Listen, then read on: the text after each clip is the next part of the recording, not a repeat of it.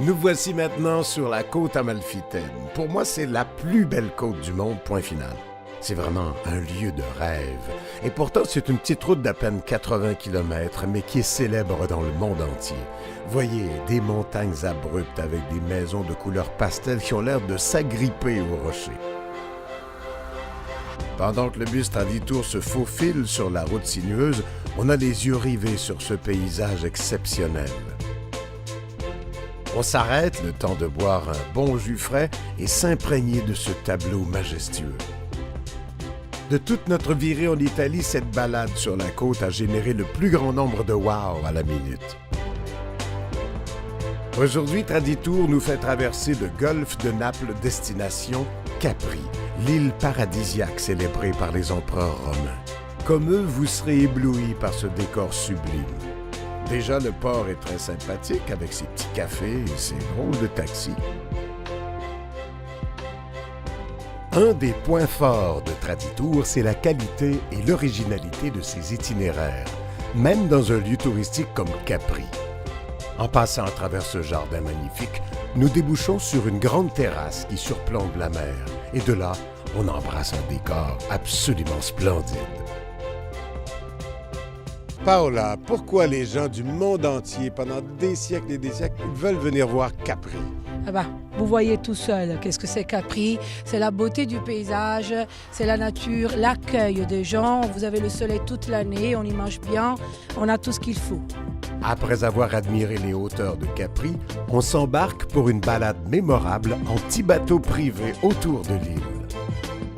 Les rochers se découpent sur les eaux turquoises, le soleil brille, le vent est léger, notre pilote est de bonne humeur. Certains voyageurs osent même quelques pas de danse pendant que le bateau tangue un petit peu sur les flots. Créer une ambiance chaleureuse, ça fait partie de l'expérience Traditour.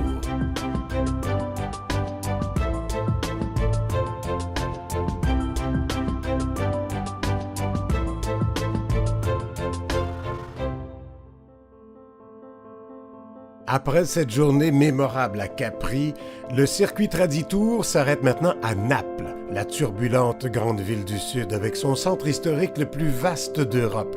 Vous verrez entre autres ce témoin du Moyen-Âge, le Castel dell'Ovo, avec ses tours trapues. Et ici, c'est la superbe verrière à la Galleria Umberto. Naples a 2800 ans et son exubérance a toujours su transcender ses infortunes. Voici Gianni, un franc-tireur de l'équipe italienne de Traditour. Il nous a raconté la fabuleuse histoire de Pompéi, dont il est un spécialiste. Il nous rappelle les grandes lignes. En l'an 79, le Vésuve fait irruption, recouvrant la ville de pierre et de cendres brûlantes. 1700 ans plus tard, un fermier, en creusant son puits, découvre une ville de l'Antiquité remarquablement bien conservée. Les rues, les maisons, les objets, tout y est intact comme à l'époque des Romains. Gianni, avec son humour typiquement italien, nous fait vivre le quotidien à l'époque de la Rome antique. On se rend compte que les Romains étaient très ingénieux et très organisés.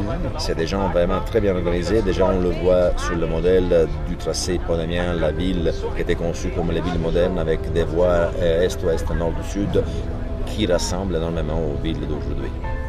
Et Gianni nous confirme que les Romains vivaient intensément leur vie. C'était une vie courte, 38-40 ans était l'âge moyen, mais une vie intense avec tous les plaisirs de la vie. Les bains et les esclaves, la prostitution et les jeux d'hasard comme aujourd'hui et le plaisir de tous les jours. Typiquement napolitain romain. Merci beaucoup. Merci beaucoup et merci à vous ici à Pompéi.